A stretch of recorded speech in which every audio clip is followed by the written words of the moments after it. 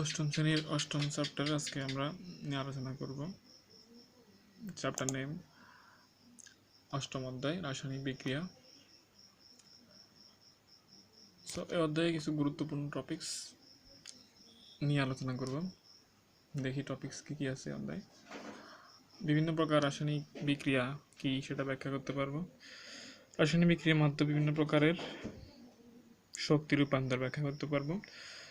সূক্ষ্মকোষ বা dry sell শক্তি রূপান্তর, তড়িৎ বিশ্লেষণ, ছোট একটা প্রমাণ, পরীক্ষণ কাজে রাসায়নিক পদার্থ এবং অন্যান্য যন্ত্রপাতির ব্যবহার সঠিকভাবে ব্যাখ্যা করতে পারবো। আমাদের জীবন রাসায়নিক বিক্রিয়ার অবদান উপলব্ধি করতে পারবো। সো এগুলো জানার আগে আমাদের যেহেতু এটা বেসিক অফ কেমিস্ট্রি, যেটাকে এই অধ্যায়টা হলো সায়েন্সের জন্য একটা বেসিক অধ্যায় কেমিস্ট্রির জন্য। তো এই অধ্যায় থেকে ফার্স্ট কেমিস্ট্রি শেখার আগে যেটা শিখতে হয় সেটা হচ্ছে প্রতীক জানা, মৌল জানা, যোজনী জানা, সংকেত জানা। এগুলো আগে চিনতে হবে, বুঝতে হবে প্রতীক কাকে বলে, সংকেত কাকে বলে, যোজনী কাকে বলে, কোনটা যোজনী কত, এটা একটা চ্যাট এখানে দিছে, ওই চ্যাটটা খুব ভালো করে মুখস্থ করতে হবে। সো এখানে প্রতীক, সংকেত, যোজনী সম্পর্কে প্রথমে বলা আছে। সো আমরা যদি একটু খেয়াল করি, এখানে লেখা আছে যে সপ্তম শ্রেণীতে তোমরা প্রতীক, সংকেত সম্পর্কে কিছুটা ধারণা পেয়েছ। রাসায়নবিদগণ ঘটনা অনুসারে পৃথিবীর সকল পদার্থকে মৌলিক, যৌগিক দুই শ্রেণীতে কী করে ভাগ করে, মৌলিক এবং যৌগিক দুই শ্রেণীতে ভাগ করে। তাহলে পৃথিবীতে যে সকল পদার্থ আছে সব পদার্থ দুইটা শ্রেণীতে বিভক্ত, একটা হলো মৌলিক, একটা হলো যৌগিক। এখান থেকে একটা কোয়েশ্চেন আসতে পারে যে সকল পদার্থ কয়টি শ্রেণীতে বিভক্ত, তাহলে এটা আন্ডারলাইন করা থাকবে, মৌলিক এবং যৌগিক এই দুই শ্রেণীতে বিভক্ত। এই পর্যন্ত মোট 118টি মৌলিক পদার্থের কথা জানা গেছে। এখন একটা নতুন করে অ্যাড হলো, এখন টোটাল রাসায়নিক মৌলের সংখ্যা 119টি। যেহেতু এখানে 118 লিখলো, হয়তো বা নতুন বইতে 119টা লেখার কথা। সাধারণত তাহলে প্রতীকটা কাকে বলে, এখন আসি প্রতীক। এই প্রতীকটা কাকে বলে আসি। তাহলে মৌলের পুরো নামের সংক্ষিপ্ত রূপকে প্রতীক বলা হয়। পুরো নামের সংক্ষিপ্ত রূপকে প্রতীক বলা হয়। সাপোজ এখানে হাইড্রোজেনকে প্রকাশ করলে জাস্ট এইচ দ্বারা প্রকাশ করলে এটার মিন্স বোঝায় যে এটা হাইড্রোজেন। সো এইচ যেটা সেটা হলো হাইড্রোজেনের একটা প্রতীক বা স্যাম্বল। অক্সিজেন বোঝানোর জন্য শুধুমাত্র ও লিখলে বোঝা যায় যে এটা অক্সিজেন। ক্যালসিয়াম সিএ, এটা লিখলে বোঝা যায় এটা ক্যালসিয়াম। এগুলো হলো প্রত্যেকটা মৌলের ল্যাটিন শব্দ অথবা মৌলের ইংরেজি নামের প্রথম শব্দ, যেটাকে প্রতীক বলা হয়। তাহলে আমি আবার বলি, প্রতীকের মূল ডেফিনেশনটা হচ্ছে মৌলের সংক্ষিপ্ত রূপকে প্রতীক বলে। একটা মৌল, ওই মৌলের যে সংক্ষিপ্ত রূপ আছে, মৌলটাকে চেনার জন্য যে সংক্ষিপ্ত রূপ দেওয়া হয় সেটা হচ্ছে প্রতীক।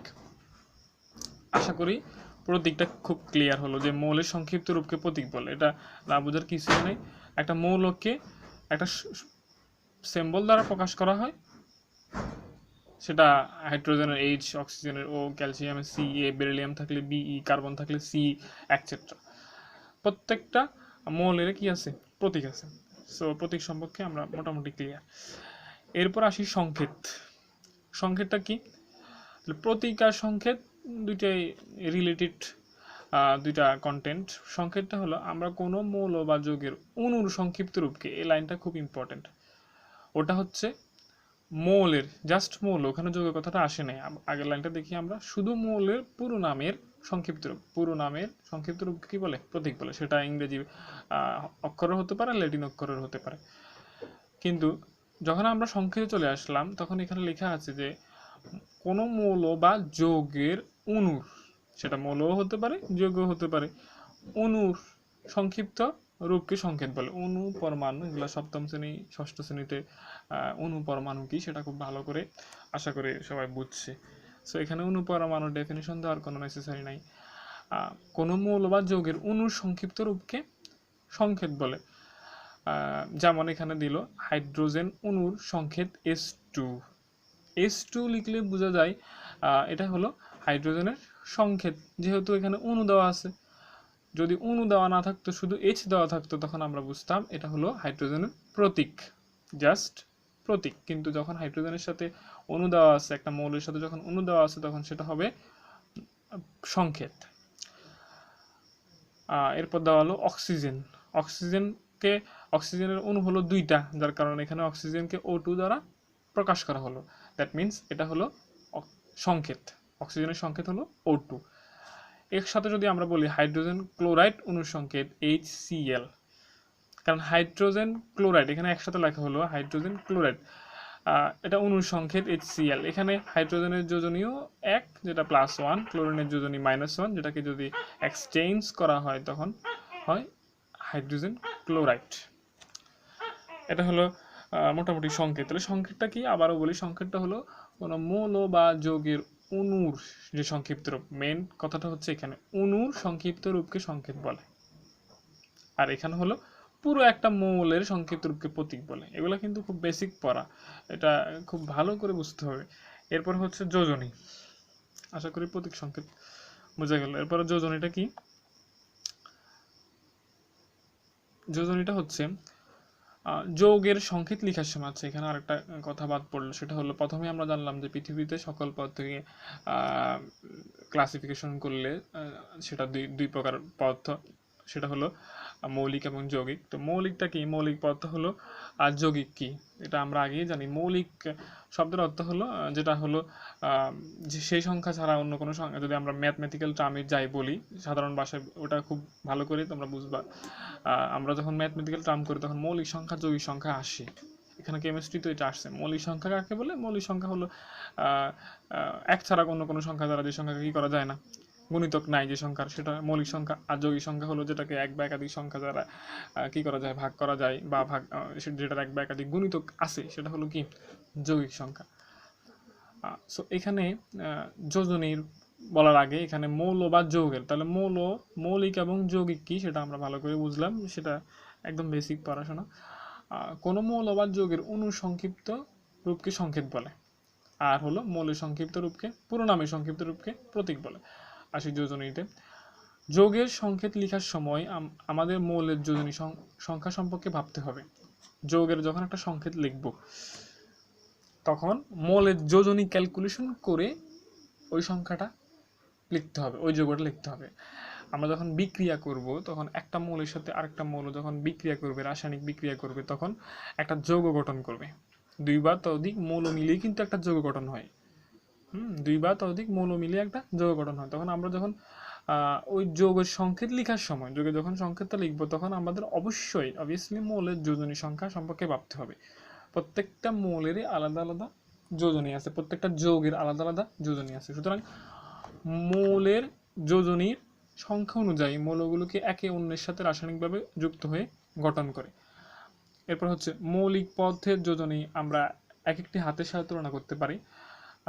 যে মৌলের একটি হাত তার যোজনী হবে। এখানে আসলে বইয়ের ভাষায় বুঝাইলো, ক্লাস 8-এর জন্য যতটুকু এনাফ ততটুকু এখানে লিখছে। আমরা যদি লেকচার দিতে যাই তাহলে এটা খুব বেশি হয়ে যাবে, অপ্রয়োজনীয় জিনিসও চলে আসবে যেটা এই ক্লাসের জন্য প্রয়োজন নয়, যার কারণে বই থেকে পড়ানো হচ্ছে। তাহলে যৌগের সংকেত লেখার সময় আমাদের মৌলের যোজনী সংখ্যা সম্পর্কে ভাবতে হবে। মৌলের যোজনী সংখ্যা অনুযায়ী মৌলগুলো একে অন্যের সাথে রাসায়নিকভাবে যুক্ত হয়ে যৌগ গঠন করে। তাহলে যৌগ গঠন করার আগে যে প্রিভিয়াস কন্ডিশন, ওই প্রিভিয়াস কন্ডিশনটা হলো যোজনী সংখ্যা লাগবে। ওই যোজনী সংখ্যার উপর ডিপেন্ড করেই ওই যৌগটা গঠন হবে।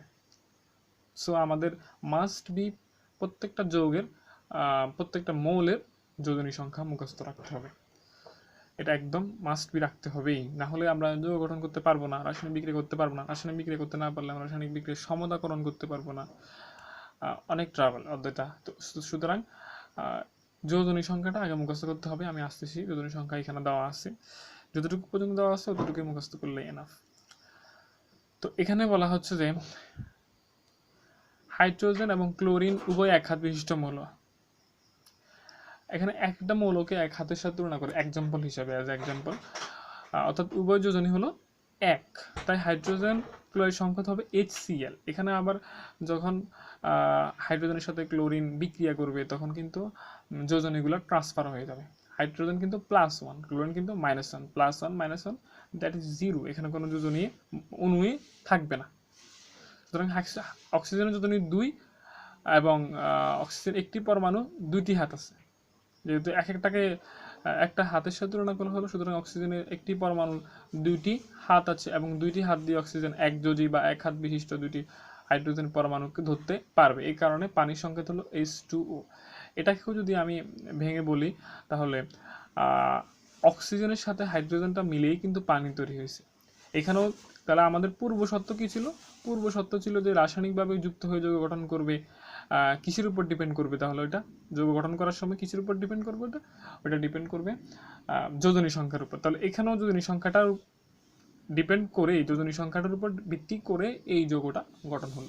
তাহলে H2O এটা কিভাবে গঠন হয়েছে? তাহলে একটা হাইড্রোজেন, প্রথমে আমরা হাইড্রোজেন প্লাস অক্সিজেন লিখবো। একটা হাইড্রোজেন প্লাস অক্সিজেন লিখার পরে হবে কি? পানি। এখানে আমরা আগে পড়ছিলাম যে হাইড্রোজেন হলো এক হাত বিশিষ্ট মৌল, সুতরাং এটা যোজনী 1। এখানে হাইড্রোজেনের 2 কোত্থেকে আসলো? এটাও তো একটা প্রশ্ন আসতে পারে যে এখানে তো হাইড্রোজেনের 2 কেমনে আসলো। আর অক্সিজেন হলো 2 হাত বিশিষ্ট মৌল, যার যোজনী হলো -2। এখানে -2 দেওয়া নেই, অক্সিজেনের যোজনী হলো 2 মাইনাস। সো যখন আমরা বিক্রিয়া করব হাইড্রোজেন প্লাস অক্সিজেন যখন লিখবো তখন কিন্তু এক্সচেঞ্জ হবে।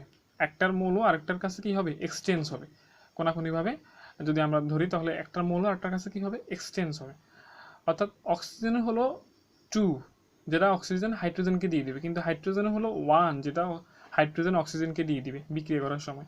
এরপরে রাসায়নিকভাবে যুক্ত হয়ে একটা যৌগ গঠন করলো, তাহলে কি হলো? H2O। অ্যাকচুয়ালি যখন আমরা বিক্রিয়কে ছিলাম, এটা কিন্তু উৎপাদক হয়ে গেল। যখন আমরা বিক্রিয়কে ছিলাম তখন কিন্তু হাইড্রোজেনের দুইটা ছিল না, ছিল কার? অক্সিজেনের। এটা বিক্রিয়া করার সময় অবভিয়াসলি এক্সচেঞ্জ করবে, সেটা ডিপেন্ড করবে কিসের উপর? যোজনীর উপর। সো যোজনী একটা যোজনী যে টপিক্সটা সেটা হলো খুব একটা ইম্পর্টেন্ট জিনিস, সেটা না জানলে বিক্রিয়া করা ইম্পসিবল। এরপর হলো নাইট্রোজেন ও কার্বন যোজনী, যথাক্রমে 3 ও 4। এখানে একটা যোজনী 4 দেওয়া আছে, এটা আগে আমরা ফ্লো করি। এখানে অল্প কয়েকটা মৌল এবং যৌগমূলকের যোজনী দেওয়া আছে, অধাতু, ধাতু এবং যৌগমূলকের। আমরা আগে পড়ছিলাম যে হাইড্রোজেনের যোজনী হলো 1, এটা মুখস্থ করতে হবে। ফ্লোরিন যোজনী 1, ক্লোরিন যোজনী 1, ব্রোমিন যোজনী 1, আয়োডিন যোজনী 1। এরপর যোজনী 2 কার কার আছে? অধাতুর ক্ষেত্রে এটাও মৌল, এটাও মৌল। তো অধাতুর ক্ষেত্রে অক্সিজেন কিন্তু অধাতু মৌল, যেটা যোজনী হলো 2, সালফার যেটা যোজনী 2, কার্বন যোজনী 2। আবার এক বা একাধিক মৌলের একটা মৌলের এক বা একাধিক যোজনী থাকতে পারে। একটা মৌলের এক বা একাধিক যোজনী থাকতে পারে, সেটা কার সাথে বিক্রিয়া করতেছে বা কি গঠন করবে সেটার উপর ডিপেন্ড করে, পরিস্থিতির উপর ডিপেন্ড করে বলে দিবে যে কোন যোজনীটা কখন কার্যকরী হবে, কখন ইফেক্টিভলি বেশি হবে। সো এটা মুখস্থ করতে হবে যে যোজনী অধাতুর ক্ষেত্রে যে কোন কোন মৌল যোজনী 1, অধাতুর ক্ষেত্রে কোন মৌল যোজনীগুলা 2, এরপরে কোন মৌল যোজনীগুলা 3, নাইট্রোজেন যোজনী 3, ফসফরাসের যোজনী 3। এখানে কার্বনের যোজনী কিন্তু এখানে 2, আবার কার্বনের যোজনী 4, সালফারের যোজনী 4। যোজনী এখানে ম্যাক্সিমাম 4 পর্যন্ত দেখাইছে, যোজনী কিন্তু 5-6 এরকমও আছে, বাট এখানে যেহেতু স্বল্প পরিসরের পড়াশোনা, সুতরাং এখানে একটু 4 পর্যন্তই সীমাবদ্ধ রাখছে, লিমিটেশন 4 পর্যন্ত রাখছে।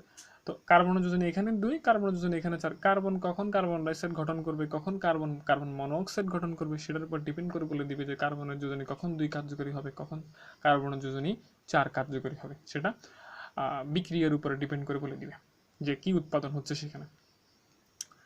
এরপরে আসি ধাতুর মৌল সময় সোডিয়াম যোজনী 1, পটাশিয়াম 1, এগুলা সবগুলা যোজনী 1। এরপর এখানে আছে যোজনী 2, magnesium, calcium, iron, copper, zinc, tin, lead. এরপরে হলো অ্যালুমিনিয়াম, আয়রন, গোল্ড।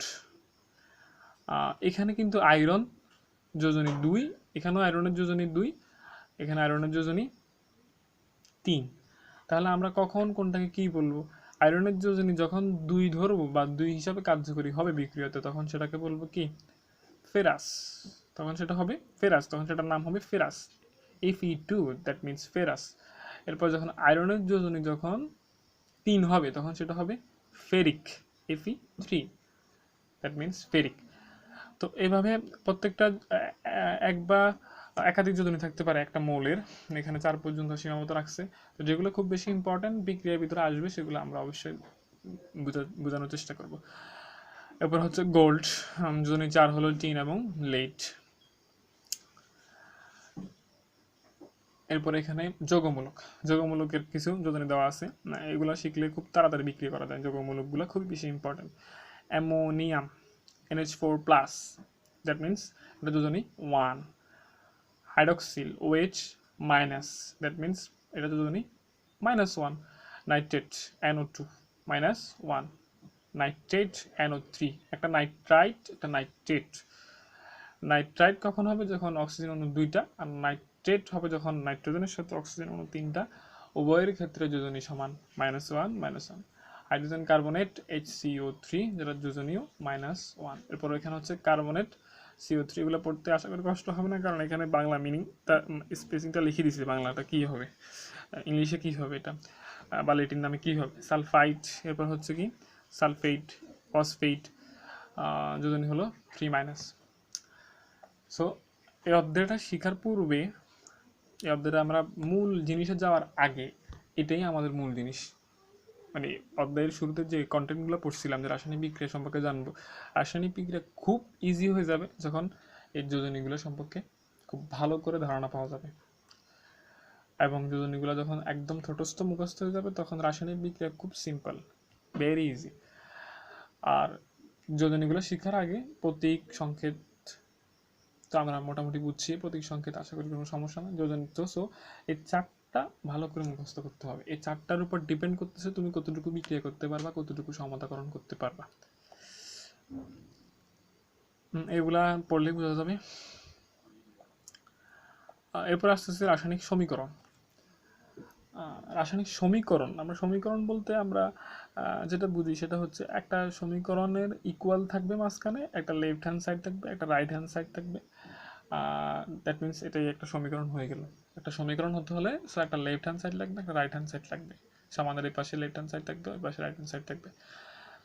সমীকরণটা কি? সেটা হচ্ছে যে কোনো রাসায়নিক বিক্রিয়া বিবরণ দিতে গেলে আমাদের রাসায়নিক সমীকরণ সম্পর্কে অবশ্যই বেসিক কনসেপ্ট থাকা অপরিহার্য। রাসায়নিক বিক্রিয়াকে দুটি অংশে ভাগ করা যায়, এক অংশ বিক্রিয়ক পদার্থ, অন্য অংশ বিক্রিয়ার ফলে উৎপন্ন নতুন পদার্থ। তাহলে একটা রাসায়নিক বিক্রিয়াকে দুইটা অংশে ভাগ করা যায়। প্রথম যে অংশটা দিয়ে আমি বিক্রিয়া করাবো, সালফার আর অক্সিজেনকে আমি আলাদা আলাদা দুইটা মৌল নিলাম, একটা সালফার নিলাম, একটা অক্সিজেন নিলাম। এখন দুটোটাকে যদি আমি একসাথ করি, তখন একটা বিক্রিয়া ঘটবে, এটা নতুন পদার্থ উৎপন্ন হবে। নতুন পদার্থ উৎপন্ন হওয়ার আগে যদি আমি দুইটা পদার্থ নিই, বিক্রিয়া করার আগে যে দুইটা পদার্থ আমি নিলাম বিক্রিয়া করাবো বলে, সালফার প্লাস অক্সিজেন, এখনো বিক্রিয়া করাই নেই, দুইটা কেমিস্ট্রি আমি নিলাম, একটা সালফার একটা অক্সিজেন। এই সালফার অক্সিজেন যখন আমি বিক্রিয়া করানোর আগে পূর্ব মুহূর্তে এই দুইটার নাম থাকবে বিক্রিয়ক পদার্থ, যেহেতু এটার সাথে বিক্রিয়া ঘটানো হবে। তাহলে এই অ্যারো চিহ্নের লেফট সাইডে যেগুলো থাকবে সেটা হলো বিক্রিয়ক পদার্থ। এটা হলো মোস্ট ইম্পর্টেন্ট একটা জিনিস, যে সমীকরণের বাম পক্ষে যেটা থাকবে সেটা হচ্ছে সমীকরণের বাম পাশে যেটা থাকবে সেটা হচ্ছে বিক্রিয়ক পদার্থ, আর সমীকরণের ডান পাশে যেটা থাকবে সেটা হচ্ছে উৎপাদক পদার্থ, অর্থাৎ যেটা নতুন করে উৎপন্ন হবে। সমীকরণের লেফট সাইডে যেটা থাকবে সেটা বিক্রিয়ক পদার্থ, দ্যাট মিনস রিডিয়েন্ট, আর রাইট সাইডে যেটা থাকবে সেটা হচ্ছে উৎপাদক বা প্রোডিউটস। বিক্রিয়ক পদ্ধতি রাসায়নিক বিক্রিয়া সংগঠনের পূর্ব অবস্থা এবং বিক্রিয়জাত পদ্ধতি রাসায়নিক বিক্রিয়া সংগঠনের শেষ বা পরবর্তী অবস্থা। এটা আমি আগেই বললাম যে দুইটা মৌল বা এক বা একাধিক মৌল যখন আমরা বিক্রিয়া করানোর জন্য নিব, বিক্রিয়া করানোর জন্য যখন নিব, তখন ওই সবগুলোকেই একসাথে বিক্রিয়ক বলে। আর যখন বিক্রিয়াটা হয়ে যাবে তখন কিন্তু একটা নতুন পদার্থ উৎপন্ন হবে, ওই নতুন পদার্থকে বলা হয় উৎপাদক। আমি আবারও বলতেছি, দুইটা এক বা একাধিক পদার্থ নেওয়ার পর বিক্রিয়া ঘটানোর আগে ওদেরকে বলা হয় বিক্রিয়ক, বা রেডিয়েন্ট।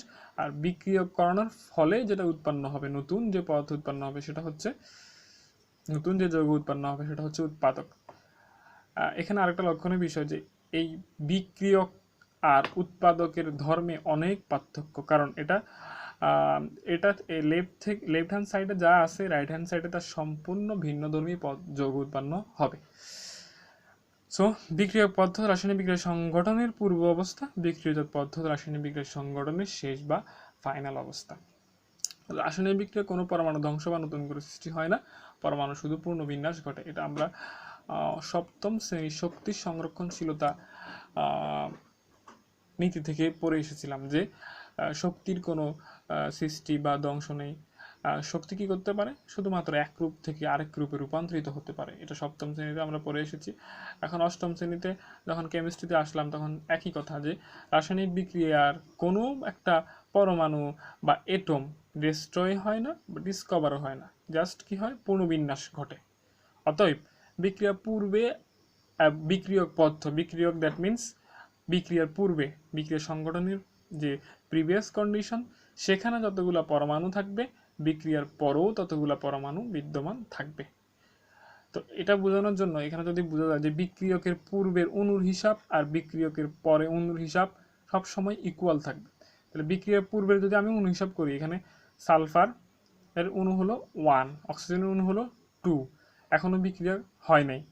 তাহলে এই অবস্থা হলো দুটোটা বিক্রিয়ক পদার্থ। কিন্তু যখন বিক্রিয়া হয়ে গেল সালফার আর অক্সিজেনের, তখন এখানে কি হলো, সালফার ডাইঅক্সাইড উৎপন্ন হবে। তখনও কিন্তু এটা কিন্তু ভিন্ন একটা পদার্থ উৎপন্ন হলো, এদের থেকেও ভিন্ন ধর্মী একটা যৌগ উৎপন্ন হলো। এদের ধর্মের সাথে এদের ধর্মের কোনো মিল নাই, সালফারের সাথে সালফার ডাইঅক্সাইডের ধর্মের কোনো মিল নাই, শুধুমাত্র অক্সিজেনের সাথে সালফার ডাইঅক্সাইডের ধর্মের কোনো মিল নাই। এখান থেকে এটা স্পষ্ট যে সালফারের এখানেও অণু 1, এখানে কিন্তু উৎপাদক, এটা বিক্রিয়ক, এটা উৎপাদক। এখানেও সালফারের অণু 1, অক্সিজেনের এখানেও অণু 2, এখানেও অক্সিজেনের অণু 2। সুতরাং এটা বোঝা যায় যে বিক্রিয়কের পূর্বে এবং বিক্রিয়কের পরে পরমাণু সমান থাকবে, ফলে বিক্রিয়ক দ্রব্য এবং উৎপন্ন দ্রব্যের মধ্যে পরমাণুর সংখ্যার সমতা বিরাজ করবে। সো এখানে পরমাণুর কি হবে না, পরিবর্তন হবে না। আর যদি পরমাণুর যদি পরিবর্তনও হয়, সেটাকে সমতাকরণ অবশ্যই করতে হবে। এখানে উপযুক্ত আলোচনা থেকে বলা যায় কোন রাসায়নিক বিক্রিয়া অংশগ্রহণকারী বিক্রিয় দ্রব্য এবং উৎপন্ন দ্রব্যকে প্রতীক, সংকেত ও কতগুলো চিহ্নের সাহায্যে সংক্ষেপে প্রকাশ করাকে রাসায়নিক সমীকরণ বলা হয়। সমীকরণ কি বলে সেটা আগে আমরা বলে দিলাম যে সমীকরণটা কি। তাহলে এখানে দিল জিঙ্ক, এটাকে JN দ্বারা প্রকাশ করা হয়। এরপর হলো sulphuric acid H2SO4, most important একটা অ্যাসিড সালফিউরিক অ্যাসিড। জিঙ্কের সাথে যখন সালফিউরিক অ্যাসিড বিক্রিয়া করবে তখন এখানে ঘটনাটা কি ঘটবে, তাহলে যোজনী হিসাব করতে হবে। তাহলে যোজনী হিসাব করতে হবে, জিঙ্কের যোজনী কত, সালফেটের যোজনী কত, এটা হিসাব করতে হবে। জিঙ্কের যোজনী হলো 1, সালফেটের যোজনী হলো মাইনাস, শুধু মাইনাস, এটা হলো প্লাস, এটা হলো মাইনাস। এখানে এটা হলো একটা যৌগ, এটা হলো একটা মৌল।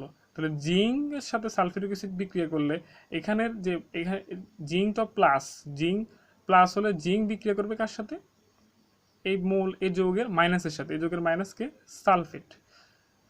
এখানে কিন্তু হাইড্রোজেন কিন্তু প্লাস, সালফেট কিন্তু মাইনাস, তাহলে জিঙ্ক কিন্তু হাইড্রোজেনের সাথে বিক্রিয়া কখনো করবে না। যেহেতু জিঙ্কও প্লাস হাইড্রোজেনও প্লাস, তাহলে জিঙ্ক বিক্রিয়া করবে কার সাথে, সালফারের সাথে।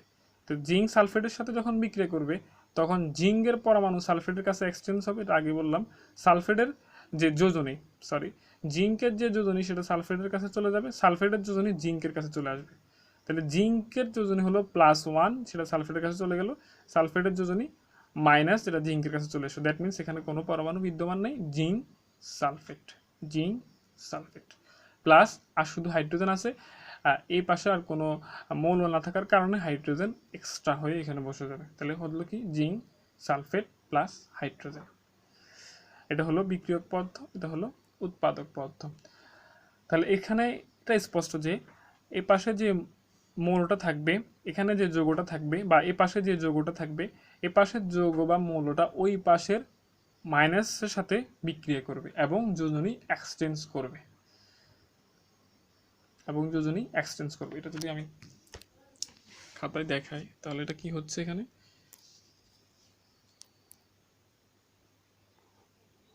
জিঙ্ক প্লাস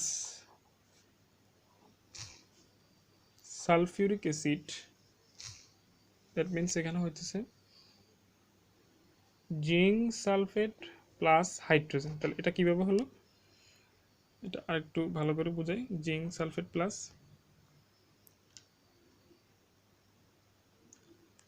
হাইড্রোজেন, তাহলে জিঙ্ক যোজনী থেকে আমরা জানি জিঙ্কের যোজনী হলো প্লাস, যোজন হিসাব করতেছি নিচের লাইন, এটা কিভাবে আসলো? এরপরে মাঝখানে মূল প্লাস চিহ্নটা, হাইড্রোজেনের যোজনী হলো প্লাস, সালফেট শুধু যোজনী হিসাব, সালফেটের যোজনী হলো মাইনাস। তাহলে এই পাশের যে প্লাসটা সেটা এই পাশের মাইনাসের সাথে কি করবে, বিক্রিয়া করবে এবং যোজনীগুলা ট্রান্সফার করে দিবে, যোজনীগুলা কি করবে, ট্রান্সফার করে দিবে। তাহলে জিঙ্ক সালফেট উৎপন্ন হলো এখানে, বাকি শুধু হাইড্রোজেন। এ পাশে আর কোনো মৌল বা যৌগ না থাকার কারণে হাইড্রোজেন এক্সট্রা হয়ে এখানে বসে যাবে। আশা করি খুব সহজ। তাহলে এরপরে রাসায়নিক সমীকরণ লেখার নিয়ম, এখানে রাসায়নিক সমীকরণ এরো চিহ্ন দিয়েও লেখা যায়, সমান চিহ্ন দিয়েও লেখা যায়, এগুলো বললো এখানে। এরপরে আসলে রাসায়নিক বিক্রিয়ার সমতাকরণ। তাহলে কিছু বিক্রিয়া আমরা দেখি এখানে। আচ্ছা, এই বিক্রিয়াটা আমরা কি করব, সমতাকরণ করব। সমতাকরণ দ্যাট মিন্স বোঝাচ্ছে যে পরমাণুর হিসাব করা। কারণ আমরা বললাম যে রাসায়নিক বিক্রিয়ায় পরমাণুগুলো ধ্বংস হয় না, সৃষ্টি হয় না, শুধুমাত্র পুনর্বিন্যাস ঘটে। তার মানে লেফটে রাইটে পরমাণু সমান হবে, পরমাণু সমান না হলেও আমাদেরকে পরমাণু সমতাকরণের মাধ্যমে সমান করতে হবে। সো এই বিক্রিয়াটা আমরা খাতা দেখি, হাইড্রোজেন প্লাস অক্সিজেন, এটার সমতাকরণ করব আমরা। হাইড্রোজেন প্লাস অক্সিজেন, এটা যদি সমতাকরণ করি আমরা, এমনিতে স্বভাবত আমরা জানি যে হাইড্রোজেনের সাথে যখন অক্সিজেন যোগ করা হয় তখন কি হয়, পানি হয়, H2 হয়। কিন্তু এখানে দেখা যাচ্ছে যে হাইড্রোজেনের অণু এখানে দুইটা, এখানে দুইটা, ঠিক আছে, কিন্তু অক্সিজেন অণু এখানে দুইটা, এখানে কয়টা, একটা। তাহলে তো ঠিক নাই, অক্সিজেনের পরমাণু লেফট রাইটে ঠিক নাই, সুতরাং এটাকে সমতা আনতে হবে। যেহেতু এখানে হাইড্রোজেনের দুইটা ঠিক আছে, কিন্তু এখানে অক্সিজেনের লেফটের দুইটা আছে বিক্রিয়া করার আগে, কিন্তু বিক্রিয়া করার পরে যখন উৎপাদক পদার্থ চলে গেল, নতুন পদার্থ উৎপন্ন করলো, তখন অক্সিজেন একটা হয়ে গেল। সো এটাকে সমতা বিধান করতে হলে যদি এখানে 1 দিলে তো 1-এ একটাই আছে, সো এখানে যদি আমি 2 দিই তখন এখানে থাকবে অক্সিজেনের দুইটা মিললো, কিন্তু এখন তো হাইড্রোজেনের 4টা হয়ে গেল, 2 × 2। কারণ 2টা সামনে দেওয়া মানে কি, সমতাকরণ করতে হলে এটা ফার্স্টে দেওয়া লাগবে, এটার পাশে বসানো যাবে না। সো এটা যখন শুরুতে দিব তখন এখানে যত মৌল বা যৌগ থাকবে সবগুলো সামনে দিলাম। সুতরাং হাইড্রোজেনও তো এখন আগে ছিল 2টা, এখন 4টা হয়ে গেল, 2 × 2 = 4টা, অক্সিজেন 2টা হলো। তাহলে অক্সিজেনেরটা এখন ঠিক আছে, এখন হাইড্রোজেনেরটা এখানে 2টা, এখানে 4টা হয়ে গেল। তাহলে আমি যদি আবার এখানে 2 দিই তখন কত হয়, হাইড্রোজেনের 4টা, অক্সিজেনের 2টা, অক্সিজেনের 2টা। এটা যে যেভাবে করে বা যার থেকে যেভাবে খুব ইজি লাগে, যে কোনো সংখ্যা পাশায় করা যাবে, যার থেকে যেভাবে বেশি লাগে। এখন যদি আমি পরমাণুর হিসাব করি তাহলে এখানে 4টি হাইড্রোজেন আছে 4টি H, এখানে অক্সিজেন হলো 2টা,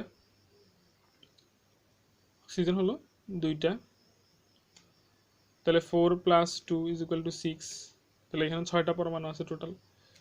এরপরে রাইটে যদি যাই তাহলে এখানে কি হচ্ছে, এখানে হাইড্রোজেন 4টা, এরপর হচ্ছে এখানে অক্সিজেন হলো 2টা, ইকুয়াল। সো 4 + 2 = 6। তাহলে পরমাণু সৃষ্টি বা ধ্বংস হয় না, পরমাণু শুধুমাত্র পুনর্বিন্যাস ঘটে। তাহলে উপরের সমীকরণ বিক্রিয়ার আগেও পরে পরমাণুর সংখ্যা কি থাকে, সমান থাকে। তাহলে আশা করে এগুলো বোঝা গেল যে রাসায়নিক সমীকরণটা আসলে কি। এটা বোঝা গেল যে এক বা একাধিক মৌল বিক্রিয়া করে একটা নতুন যৌগ উৎপন্ন করে, সেটা কিসের উপর ডিপেন্ড করে, যোজনের উপর ডিপেন্ড করে। যোজনের উপর ডিপেন্ড করে। আমি এই বিক্রিয়াটা আবার এখানে দেখাই খাতায়, সালফার প্লাস অক্সিজেন। তাহলে এটা কি হচ্ছে এখানে, কিভাবে এটা সালফার ডাইঅক্সাইড হয়, সালফার প্লাস অক্সিজেন। এটা সালফার ডাইঅক্সাইড হওয়ার আগে যোজন হিসাব করতে হবে, উৎপাদকটা লিখার আগে কিন্তু যোজন হিসাব করতে হবে। তাহলে সালফারের যোজনী কত, সালফার, তাহলে আমরা যদি যোজনীর চ্যাটে চলে যাই, সালফার এস, সালফারের যোজনী 2, তাহলে সালফার যোজনী হলো 2।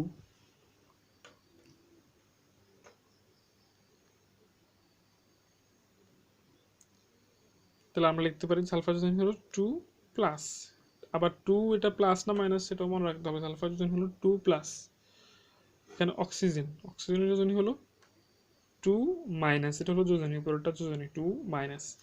তাহলে সালফারের সাথে এখন অক্সিজেন বিক্রিয়া করবে, এখানে আর কোনো মৌল বা যৌগ নাই, শুধু সালফার অক্সিজেন। সালফারের জন্য 2 প্লাস, অক্সিজেনের জন্য 2 মাইনাস। তাহলে আমি বললাম যে সালফার অক্সিজেন প্লাসে মাইনাসে সবসময় কি হয়, বিক্রিয়া হয়। আবার বিক্রি হওয়ার পরে পরমাণুগুলো কি হয়, চেঞ্জ হয়। বিক্রি হওয়ার পরে পরমাণুগুলো চেঞ্জ হয়ে যায়। তো আমরা দেখি তাহলে,